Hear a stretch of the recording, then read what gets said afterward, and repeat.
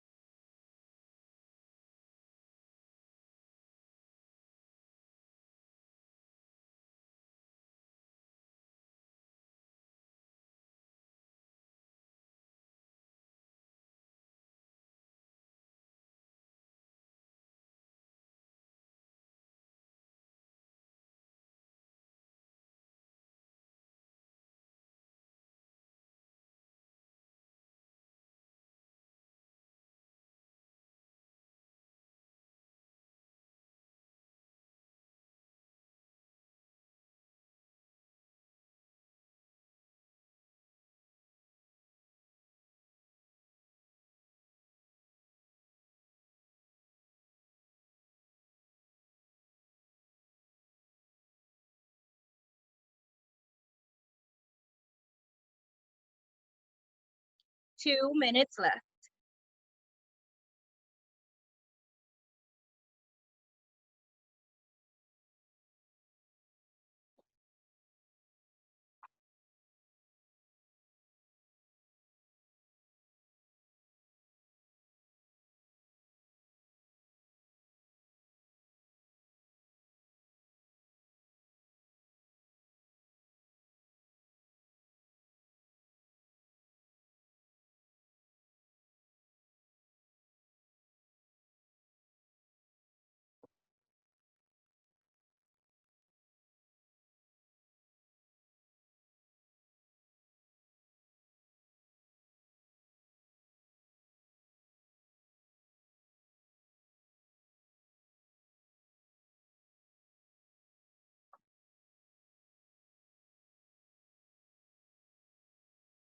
1 minute.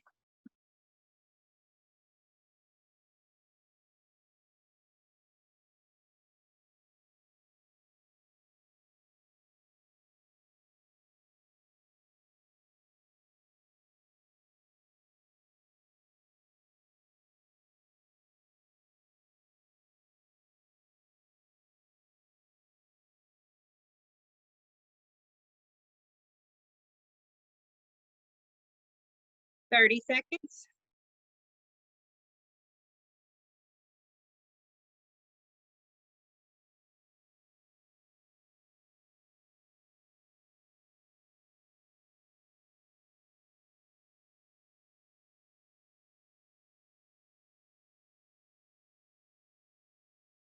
Ten seconds.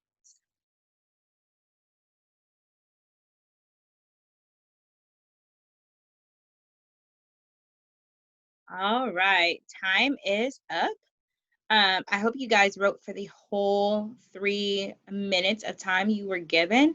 Um, I'm going to add this do now into your Google Classroom. And you can either take a picture and send me what you wrote, upload the picture of what you wrote, or you can go ahead and type it out in your Google Classroom. It's up to you. You can also add it to your backpack on ClassTag. Um, and I cannot wait to read about all the special talents that you guys have, um, and all the fun things, the new and fun information that I'm going to get to read about. All right. All right. Let's keep going. All right. So as I said, we're starting a new unit or a new module, and this one's all about creativity. And so we're going to start with this book called Emma's Rug. It is a really, really good book. It's by Alan Say, and it's a very special book. It's one of my favorites. Um, and so I hope that you guys will enjoy it just as much as I do. So I'm going to stop sharing so that I can um, pull up the book. Actually, before I do that, there's one more thing I want to share with you guys before I pull up the book, and that's the vocabulary that you're going to need to know with this lesson or with this module. Okay, so you'll start noticing that in my presentations, you will see vocabulary now. Um, and this is all going to be included. In fact, I think I already put it in your Google Classroom, but you will have vocabulary for each lesson that we do. So every day, you're going to get either new vocabulary or we're going to review. And then on Fridays, we are going to have spelling tests based off the vocabulary words that we have, and language tests. And so you're going to need to know the words, how to properly spell them, and the definitions, because I may say, give you like 5 words and tell you to plug them into some pre-done sentences that are just missing that word. And you're going to need to know what that word means. Okay. All right, so you're going to see tier 2 and tier 3 words. Let me explain what tier 2 words are. Tier 2 words are mostly like skills, or um, just like things you can touch, or do, or have, things you can possess. Tier 3 words are typically scientific. Okay, so I guess the better way to explain tier 2 words are that tier 2 words are um, like things in reality, and tier 3 words are like scientific. So they are usually a part of you, or something sciency. I mean, that's a horrible way to describe that, but that's all I can think of right now. So guys, forgive me for that one. But anyway, okay, so tier 2 words. Our first one is talent. Okay, and we just kind of talked about talent in our do now. It's a special skill or special ability, right? It's a natural skill or gift in some activity. That is the definition we're going with. And also the vocabulary words are coming out of the text that we read. So you're going to see these words in what we read. So when you see like P12, that's the page number that word is found on. Okay. And then for our tier 3 words, we have pangolin, which is a toothless animal in Africa that feeds on ants. A tapir, which is a large mammal that has 4 short legs with hooves. He has like a really long tongue. He kind of looks like a mixture between an anteater and maybe an armadillo. He's a weird looking creature. He kind of looks like a rodent too, if I'm thinking correctly. And then easel. An easel is a stand for holding an artist's canvas. It's usually 3 legs. They're usually wooden, and that's what usually artists usually put their canvases on to paint on. Okay, so remember these 4 words: talent, pangolin, tapir, and easel. Now we're going to read for gist. And what that means is I want you to just listen. I'm going to read out loud, and I want you to listen and just kind of get an understanding of what's happening in the book. As I read, you are going to jot down the gist for each page. Now, we talked about gist all last week when we were talking about annotation. Remember, a gist is just a 2-sentence maximum. It is a quick, short summary of what is happening on that page. It does not have to have a whole bunch of details. It doesn't even need to be in complete sentences. You can write words, phrases, or sentences. It's up to you, but no more than 2 sentences. Okay? So as I'm reading, I'm going to stop every now and then, and I'm going to do some think alouds, and I'm going to talk about some things to kind of get your brain going and your thinker thinking. And as we're doing that, what I want you to do is just go ahead and jot down what you think each page is about. And then some of the things that I'm going to talk about is that I also want you to think about. So this will be your thinking task while I'm reading. Is I want you to think of what kind of text is in this book. Is it fiction, where it's made up? Is it nonfiction, where it is true? Is it a fairy tale? Is it make believe? What kind of story is it? Is it a drama? Is it action? You tell me what kind of text it is. Is it a biography, autobiography? What is it? And then how you can tell. And then towards the end, we're going to think about all of our gist that we've come up with for the a specific portion of the text that we're going to focus on today, because we are going to be on this book for a couple lessons. So we're going to do it by sections, like break it down by sections. So we're going to think about all of those gists, and we'll talk about what happened and what important information the author shared on those pages. Okay.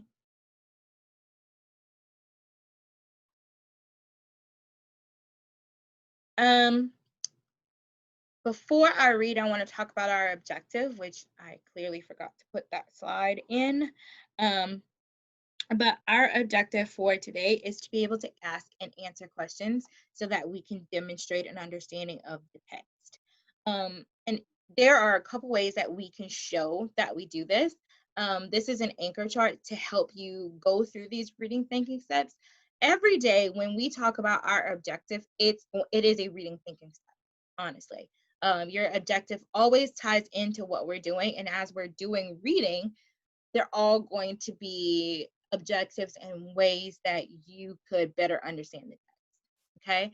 So when you hear me say, all right, guys, today our goal is to be able to better understand the text through asking and answering questions to demonstrate your understanding, this is what I'm talking about. So when that is our goal, the first step that you want to do is you're going to want to think about, okay, what is the text mostly about? Then, and you'll want to write that down. Step 2 is that you're going to want to think about the important details. Like, what important details do you wonder about? Do you think about what the author's purpose is? Do you think about the reason why the author included certain information? Do you think about why the characters do some of the things they do? What important details do you wonder about? And there's no right or wrong answer on this. This is simply your thought process, okay? Just broken down in smaller increments so that you can truly understand what the author is saying. You can truly understand what's happening in the text, okay? And then step 3, once you think about those things and we start having discourse as a class, you ask a question about it, right? You can start with the who or the what. You could start with the when or the where, or you can start with the why or the how. It's up to you. But before you can ask a question, you have to think about step 1 and step 2, right? You have to think about what the text is mostly about, and you have to think about what is important to you. Like, what are you concerned about? What are you worrying about? And then lastly, before you ask your question, reread your with your question in mind. Okay, so you always want to reread the text. One of the best ways to understand what a text is saying is to reread it. So after you come up with those questions and you ask this question to yourself, the who, the what, the when, the where, or the why, or the how, reread the text and then see if your question still makes sense. Right? So now I'm going to stop sharing so that I can share with you. We can read the book. So let me pull up the book and then let me share it with you guys. All right. Okay, so remember your thinking tasks are to listen as I read the book aloud and then jot down the gist for each page. Okay, while I'm reading it, you're also thinking about what kind of book this is. How do you know that it is that type of book? Okay? When Emma was born, someone gave her a rug. It was a small rug, shaggy and plain, the kind that keeps your feet warm in the bathroom. So Mother laid it by the crib for the day the baby could stand on her feet. And by the time Emma climbed out of the crib by herself, no one remembered who had given her the rug. So if you look down, the way the book scanned is kind of weird, but you can see Emma in her baby bed. She's in her crib, and then you can kind of see part of the rug. Emma is the very first character in the book that we are being told about. Remember, the story is called Emma's Rug, so we know that she's the main character. But this is, and now we are being we are being introduced to her as a baby. Emma loved the rug. She lay on it and sat on it, and she was happy. When she began to walk, she carried it everywhere she went, but never stepped on it. Now she only stared at it, sitting perfectly still for long periods of time. That's not a blanket, it's her television, Father said. What do you see in that fuzzy thing? Mother asked. Emma did not answer. Now we're seeing that Emma loved the rug, right? On page 2, the first thing it says is Emma loved the rug. And it talks about how it was like a comfort for her. She carried it around, okay? And her father would make jokes about it, saying that it was her TV because she would just stare at it. And Mom would too, because they would ask, what do you see in it? Before long, Emma began to draw and paint. Her parents were quite impressed. Now, there is a warthog, Father would say. Where did she see a pangolin? Is that a tapir? Mother would ask.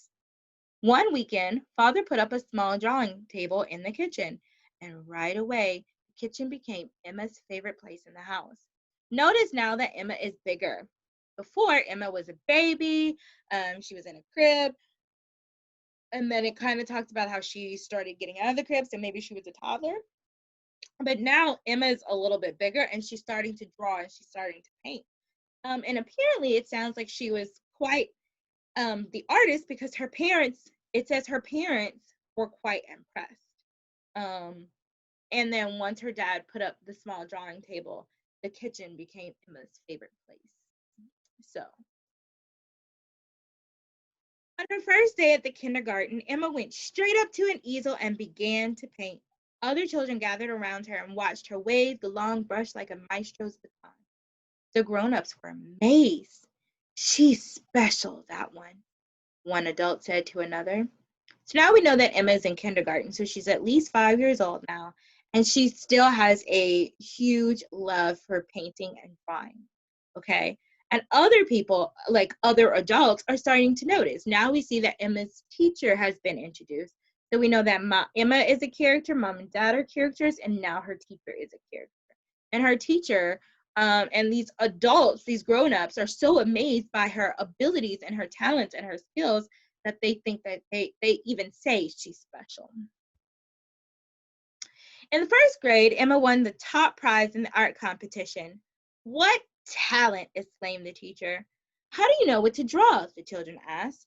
Where do you get your ideas? I just copy, Emma told them. No one believed her. Emma won more prizes. Every time she entered a competition, she received an award. Sometimes it was a ribbon, other times a plaque or a trophy. Her room became filled with awards. Her parents were very proud. So now Emma is no longer in kindergarten. She's now in first grade. She still has this love of drawing. Her teachers think that she is talented, and anytime that she enters into a competition, she wins. We can see this picture of a cat. Um, Sorry that the way that it scans is cuts the picture in half, but you can see that she's standing next to this picture of a cat, and she has a first place ribbon. Okay. Um, and she was really good at it because it says her room became filled with awards. So Emma is really exploring her talent as an artist. But Emma only looked at her rug, which she now kept hidden in the bottom of her chest of drawers. A chest of drawers is also known as a dresser. What should I draw next? Emma asked every day. Early one morning, the telephone rang. It was the mayor asking to speak to Emma. The mayor is like the president of your city, right? They kind of rule, make all the help to make all the laws and for the city, and they help govern the city, and they work together with the governor to make sure that the city has everything that they need. Okay. It was the mayor speaking, asking to speak to Emma. Mother thought it was a prank, but then she recognized the voice, which she had heard on television many times. Congratulations, the mayor announced. Your daughter has won first prize in our annual citywide art competition. I'm sending a limousine at 3:30 today. The reception is at the Museum of Art. Please be ready. So Emma and her drawings are getting attention of big people, right? Government officials. The mayor has noticed. The mayor calls to talk to her because she's won this huge citywide competition, which means she beats out people who are probably older than her, who entered this competition in her city. Emma is that good, okay? And now she gets to go to ride in a limousine and attend this reception at the Museum of Art. At the reception, many famous people stared at Emma. She's so small. What a doll. Big talent in such a little thing. How can she hold a brush in that hand? People cooed as cameras flashed. The mayor presented her the winner's certificate in a big frame. So, how does it feel to be a celebrity? A newspaper reporter bent down to ask. Emma didn't say a word. I wonder why Emma didn't say a word. Remember, Emma's still like a little kid, even though she's at least in first grade, right? We know that she's not younger than that, so she's probably 6, maybe 7, or just about to turn 7. And she is being recognized for her talent by all these big people and important people in her city. And they're asking her questions, and she's just like not really saying anything, right? They all think she's really cute, and they don't understand how such a small person has such big talent, but they can appreciate what she does. The following morning, Mother went into Emma's room. She frowned at the unmade bed. Then she saw the rug with the framed certificate on top. Goodness sakes! I don't think this thing has ever been cleaned. Wiggling her nose, she took the rug downstairs and put it in the washing machine. I wonder if anything was on that rug or if anything is going to happen to the rug. Let's find out. When Emma came home, she went to her room and stared in the empty drawer. She dashed into the kitchen and said, "Where's my rug?" Mother told her. Oh, I washed it. It must be dry by now," Mother told her. "You washed my rug?" Emma charged downstairs. The rug had shriveled.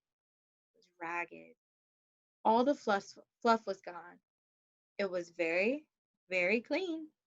Emma cried out. Look at her face. Look at Emma's face. Emma is not happy at all. She is very sad. And almost seems as though like it pains her physically, like it physically hurts her that the rug was cleaned, right? The next day at school, Emma didn't draw or paint. She never opened her mouth, and her hands didn't come out of her pockets. Do you feel all right? The teacher asked. Emma only nodded.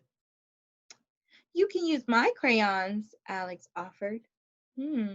Emma's whole demeanor has now changed, right? Emma went from being this happy, go lucky, smiling kid who loved to draw, and all of a sudden, now that her rug has been washed, she just doesn't seem like the same person.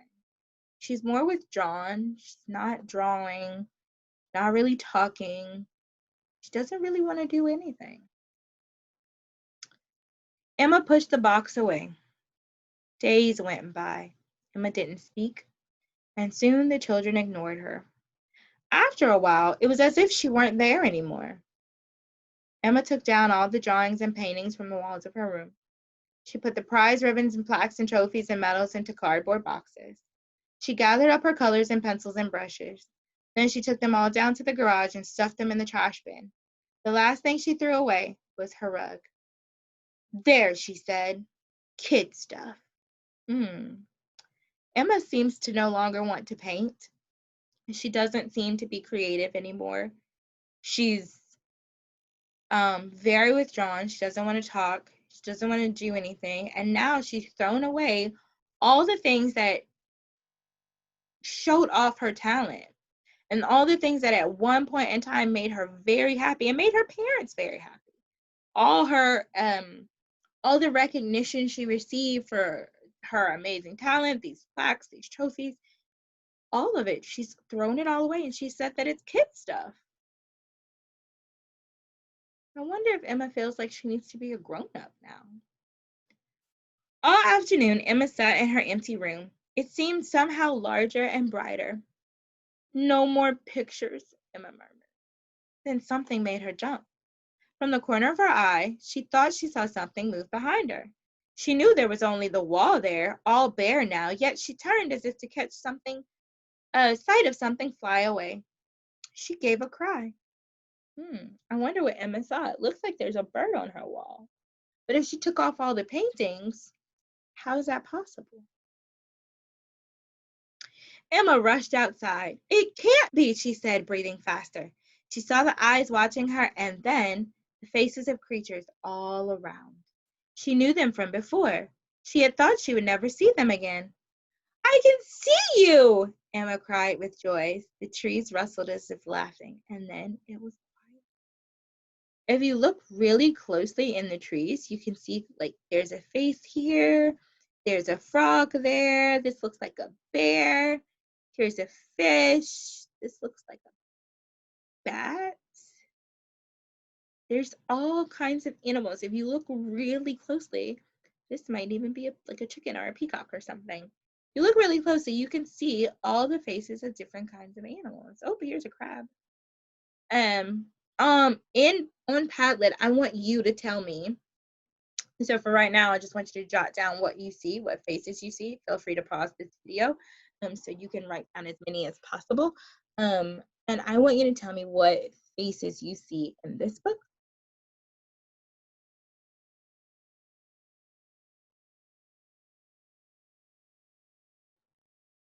All right. That seems to be the end. So I'm going to go ahead and I'm going to stop sharing this so we can go back to our presentation for today.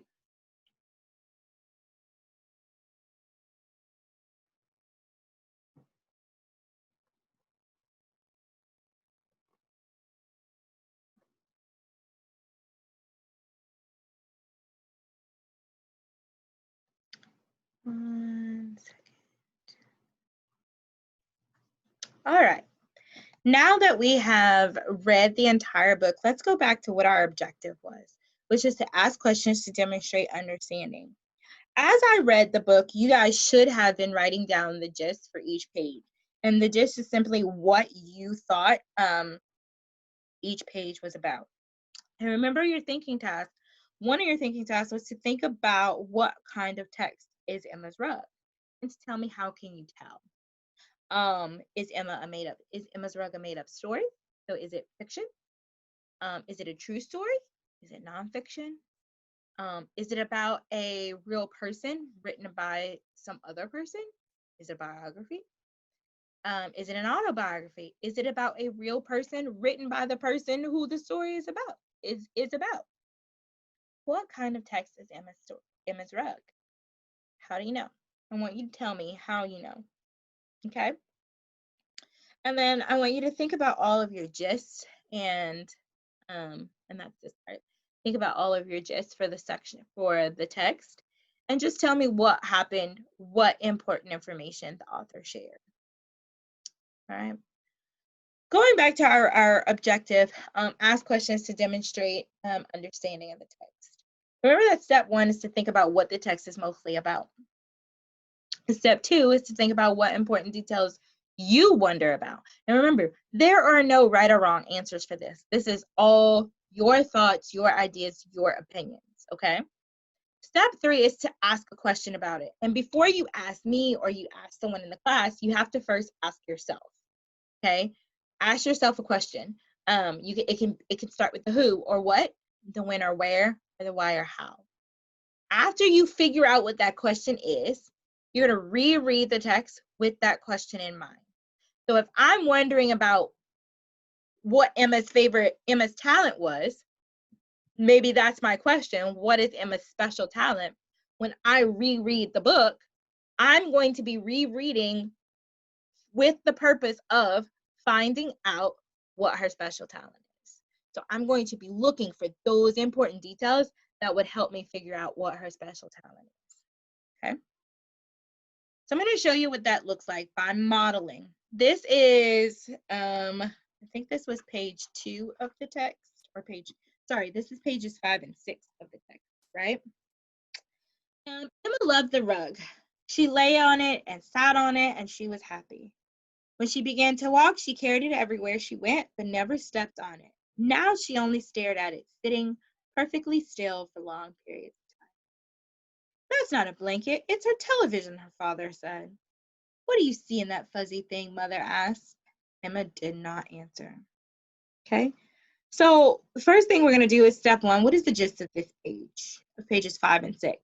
Well, I know that Emma has a rug that she got when she was born, because they told me that on pages 3 and 4, right? She has this rug, and it was her favorite thing in the whole wide world, right? You could say it was her prized possession. It says, and I know this because the very first sentence says that she loved the rug. And then it goes to describe how much she loved the rug and what she did. Show us that, right?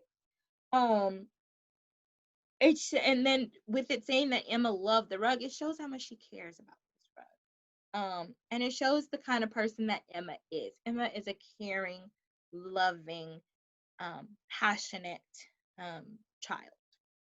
Okay. So that was my step 2.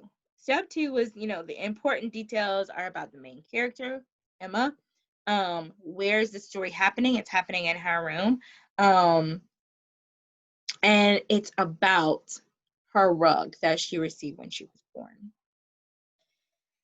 All right, now I'm going to get to step 3, which was to ask a question about it, right? So what do I want to know? Well, I know that this page is telling me about that Emma loves the rug. And then it's describing all these things she does. So maybe my question could be a how. How does Emma show she loves her rug? If I keep reading after the first sentence, it says she lay on it, she sat on it, she was happy. When she began to walk, she carried it everywhere she went, but she never stepped on it. She was very careful with it, right? And when we love something a lot, we are very careful with that thing. We don't want it to get dirty. We don't want that thing to be broken or hurt in any way, right? We're very, very careful. In fact, we're sometimes very protective of that thing that we really love. And that's kind of the way Emma was with this rug. She was very protective of it, right? She never stepped on it. Very careful with it. My question was answered, but I want to just make a note that not all questions are going to be answered, and that's okay. If you come up with a question that you can't find the answer to, it's okay. Many of your questions will get answered by rereading the book or the text or whatever it is you're reading. Some will not, all right? And then I want you to tell me what is the most important thing that you should do when you reread, because you are going to reread. So what I want you to do is I want you to read for deeper meaning. So you're going to read pages 20 to 25 of Emma's Rug. And then when you come to the details that are important to the understanding of the story, I want you to write them on a piece of paper. I've gone ahead and taken pictures of those pages for you.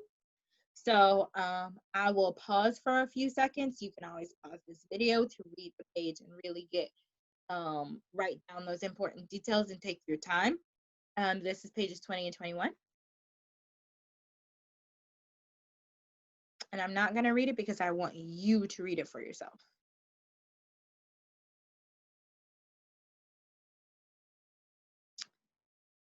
(22) and 23.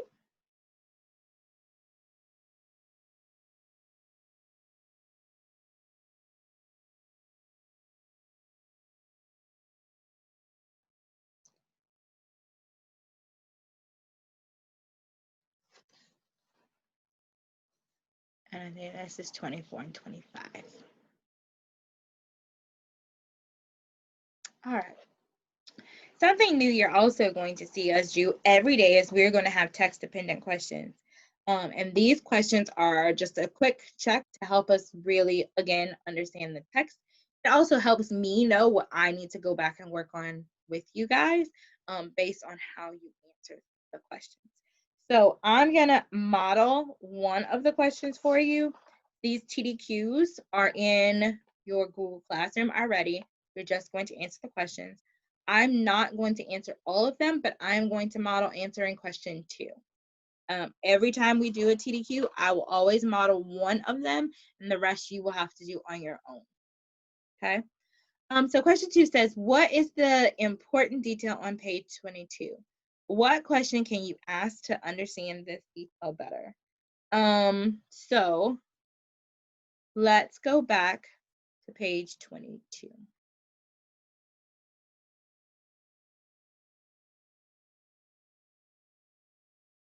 Okay. Here's page 22. It says, when Emma came home, she went to her room and stared in the empty drawer. She dashed into the kitchen and said, "Where's my rug?" "Oh, I washed it. It must be dry now." "By now," Mother told her. "You washed my rug?" Emma charged downstairs. The rug had shriveled. It was ragged. All the fluff was gone. It was very, very clean. And Emma cried out. So remember, our TDQ question is, what is the important detail on page 22?